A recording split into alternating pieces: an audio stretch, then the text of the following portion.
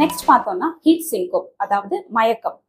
Severe form வந்து heat ஸ்ட்ரோக்னு சொல்லுவோம். இதுல என்னென்ன ஆகும்னா பிளட் வெசல்ஸ் டைலட்டேஷனால ஸ்கின் வந்து ரெட் பிளான்ச்சிங் அந்த மாதிரி இருக்கும். அதுக்கப்புறம் எக்ஸசிவ் ஸ்வெட்டிங் ஆகும், கிட்டினஸ், ஹெட்ஏக். சிவியர் ஃபார்ம்ஸ்ல வந்து கன்ஃபியூஷன், ஆல்டர்ட் சென்சோரியம், அதுக்கப்புறமா மென்டல் இம்பேர்மெண்ட் அந்த மாதிரி சிவியாரிட்டியா போகலாம். இதை வந்து எப்படி தவிர்க்கலாம் அப்படின்னு பார்த்தோம்னா வெரி இம்பார்ட்டன்ட் இந்த பேசிக், அதாவது அடிக்குவேட் ஹைட்ரேஷன். போதுமான அளவு தண்ணி எடுத்துட்டாவே போதும். செகண்ட் வந்து சம்மர் சீசன்ல நம்ம லைட்டான ஃபுட், அதாவது கேலரி கம்மியா கொடுக்கக்கூடிய ஃபுட்ஸை எடுத்துட்டா போதும்.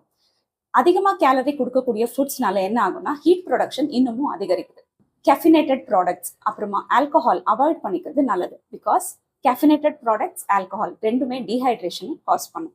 இது இன்னமும் இருக்கிற சிம்டம்ஸை அதிகமாக தான் ஆகும்.